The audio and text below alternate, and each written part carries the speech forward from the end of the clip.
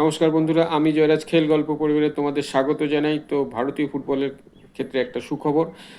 তো অনেকেই জানো না তাদেরকে জানাই যে ভারতীয় ফুটবল একটা নতুন টুর্নামেন্ট খেলতে চলেছে। ফিফা প্রেসিডেন্ট গিয়ানি ইনফ্যান্টিনো গত অক্টোবর মাসে কুয়ালালামপুরে অনুষ্ঠিত এশিয়ান সামিটে একটা নতুন টুর্নামেন্ট হওয়ার ঘোষণা করেছিল, এবং তার ফলে কিন্তু আর এই টুর্নামেন্ট সম্বন্ধে সেরকম কিছু জানা যায়নি বা শোনা যায়নি। পরবর্তীতে ভারত এই রিসেন্টলি শোনা যাচ্ছে যেটা, যে ভারত এই টুর্নামেন্ট খেলতে এগ্রি করেছে এবং যে এগ্রিমেন্টে সাইন করে দিয়েছে, যার ফলে এটা কনফার্ম যে ভারত এই নতুন যে ফিফা দ্বারা অনুষ্ঠিত টুর্নামেন্ট সেটায় অংশগ্রহণ করছে। এই টুর্নামেন্টটি মূলত সাউথ ইস্ট এশিয়ান কান্ট্রিগুলোর মধ্যে ফিফা করতে চলেছে। কেন? এই সাউথ ইস্ট এশিয়ান কান্ট্রির যে ফুটবল যে ধারাটা আছে, ফুটবল যে খেলা হয় সেই কান্ট্রিগুলোর মধ্যে ফুটবলের জনপ্রিয়তা বাড়ানো এক উদ্দেশ্য। দ্বিতীয় হচ্ছে কি, এদের ফুটবলের এদের এই টুর্নামেন্টের মাধ্যমে খেলার মাধ্যমে এদের ফুটবলের মানটা আরও উন্নত করা। তো সেই কারণে ফিফা এবার ঠিক করেছে যে এই টুর্নামেন্টটা অনুষ্ঠিত করবে। এবং আমরা জানি যে ভারত গত গত বছরে যে এএফসি এশিয়ান কাপের যে পার্টিসিপেশন রাউন্ডগুলো ছিল সেগুলো খেলে পার্টিসিপেশন পায়নি, যেটা এএফসি এশিয়ান কাপ সৌদি আরবিয়াতে হবে 2027-এ। তো সেই ক্ষেত্রে ভারতের ইন্টারন্যাশনাল যে টুর্নামেন্ট বা ফুটবল খেলার যে সুযোগ সুবিধা সেরকমভাবে আসছিল না। যদিও এই মাসের শেষে আমরা জানি যে, আমি বলেছিলাম আমার আগের ভিডিওতে, 2026-এর মে মাসের 26 থেকে 30 মের মধ্যে লন্ডনে অনুষ্ঠিত ইউনিটি কাপে ভারত খেলতে যাচ্ছে, যেখানে 4টি টিমের টুর্নামেন্ট হয়। ছোট করে বলে দিই, সেই টুর্নামেন্টে ভারত ছাড়াও রয়েছে নাইজেরিয়া, জামাইকা এবং জিম্বাবুয়ে। তো ভারতের প্রথম ম্যাচ হচ্ছে গিয়ে জামাইকার এগেনস্টে। যদি জামাইকাকে ভারত হারিয়ে দেয় সেমিফাইনালে, তাহলে কিন্তু নাইজেরিয়ার সাথে খেলবে, কারণ নাইজেরিয়ায় এই টুর্নামেন্টের সব থেকে স্ট্রং টিম, এবং আশা করা যায় জিম্বাবুয়েকে হারিয়ে নাইজেরিয়া ফাইনালে যাবে। তো যাই হোক, এই টুর্নামেন্ট ছাড়া ভারতের এশিয়ান কাপের খেলার আর কোনো সুযোগ ছিল না। আমি বলছি এএসআইএন এশিয়ান কাপ, যেটা হয়ে এসছে।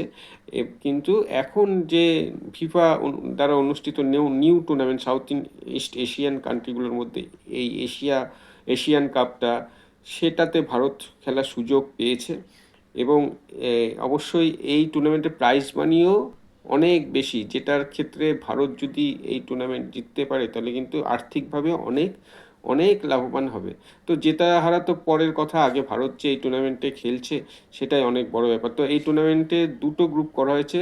টোটাল 14টি টিম থাকবে এই টুর্নামেন্টে খেলার জন্য, পার্টিসিপেট করবে। তো দুটো গ্রুপের মধ্যে প্রথম গ্রুপটি হচ্ছে ফেজ 1 গ্রুপ, যেখানে 8টি টিম খেলবে, এবং দ্বিতীয় সম্ভবত গ্রুপটি হবে 6টি টিমের।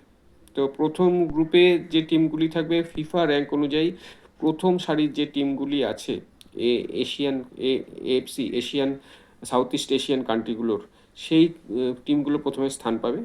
পরের গ্রুপে তার নিচের র্যাঙ্কিং অনুযায়ী টিমগুলো স্থান পাবে।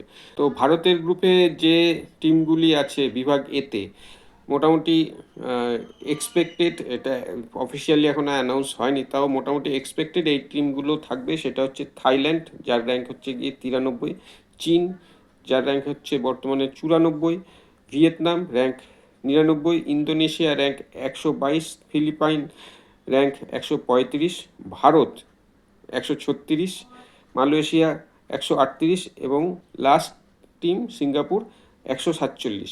এই কটি টিম থাকবে গ্রুপ 1-এ।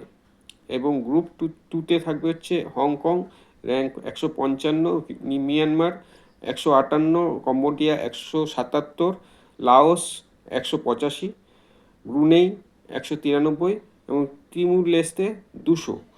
এই 14টি টিম নিয়ে এই টুর্নামেন্টটি খেলা হবে। এবং এই টুর্নামেন্টের প্রথম যে ফার্স্ট গ্রুপের খেলাটি হবে থাইল্যান্ডে, এবং পরের যে গ্রুপ যেটা হংকং আছে, যেটি 6টি টিম আছে, সেই গ্রুপের খেলা হবে হংকংয়ে। তো মোটামুটি ভারতের কাছে মোটামুটি 3 থেকে 4টি ম্যাচ ভারত পাবে খেলার। এই খেলা কিভাবে হবে, গ্রুপটা কিভাবে এই গ্রুপের মধ্যে খেলা করাবে, সেটা এখনো ক্লিয়ার নয়। সেটা যখনই আমি জানবো অবশ্যই আপনাদের কাছে নিয়ে আসবো সেই ব্যাপারটা। তো মোটামুটি যেটা শোনা যাচ্ছে যে এই টুর্নামেন্টে যদি ভারত কিছু করতে পারে তাহলে কিন্তু ভারতের পরবর্তী যে স্টেপ র্যাঙ্কিংও বাড়বে এবং ভারতের একটা ফিফার নজরে চলে আসবে। ভারত যদি কিছু করতে পারে ভারতের ফুটবলেরও কিন্তু অনেক উন্নত হবে। প্রথমত হচ্ছে কি আর্থিক দিক থেকে উন্নতি হবে এবং দ্বিতীয়ত তাদের র্যাঙ্কিংয়েরও উন্নত হবে। যেহেতু এটা ফিফা অনুষ্ঠিত টুর্নামেন্ট সেই হেতু এই টুর্নামেন্টে ভালো ফল করলে র্যাঙ্কের একটা ওঠানামার ব্যাপার আছে। খারাপ ফল করলে র্যাঙ্ক আরও নিচের দিকে চলে যাবে এবং ভালো ফল করলে আরও উপরের দিকে উঠবে। সেক্ষেত্রে এই টুর্নামেন্টটাকে ভারতেরকে খুবই সিরিয়াসভাবে নিতে হবে এবং অবশ্যই চেষ্টা করতে হবে যতটা ভালো খেলার এবং খেলে জিতে ফেরার। অন্যদিকে যে যদি ইউনিটি কাপের কথা বলি, ইউনিটি কাপ হচ্ছে একটি ফ্রেন্ডলি টুর্নামেন্ট, সেটার ফিফা উইন্ডোতে হচ্ছে না, যার ফলে এই টুর্নামেন্টে ভালো খারাপ করলেও র্যাঙ্কের কোনো পরিবর্তন হবে না। তো বন্ধুরা, ভারতের কাছে একটা সুযোগ এসছে এবং এই সুযোগ ভারত যে অ্যাকসেপ্ট করেছে, সাধুবাদ জানিয়েছে, এটা অনেক বড় ব্যাপার এবং দেখার যে ভারত এই টুর্নামেন্টে কিভাবে অ্যাপ্রোচ করে।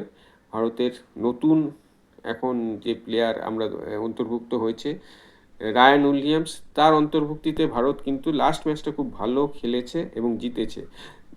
এরপরে ভারতের আশা করব যে খেলার মান এরকম ধরনের টুর্নামেন্ট খেলার পরে ভারতের খেলার মানেরও অনেক উন্নত হবে এবং ভারত বিশ্বে যেমন ক্রিকেটে একটা চেনা মুখ হয়ে আছে, ফুটবলেও আস্তে আস্তে উন্নতি করবে এবং এই ধরনের টুর্নামেন্ট খেললে ভারতের প্লেয়ারদেরও কনফিডেন্স বাড়বে।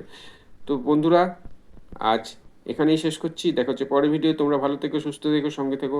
আর আমার এই ভিডিওটিকে অবশ্যই শেয়ার করো। যারা আমার পেজটিকে ফেসবুক থেকে দেখছো তারা ফলো করো, আর যারা ইউটিউব থেকে দেখছো তারা আমার চ্যানেলটিকে সাবস্ক্রাইব করো। টাটা।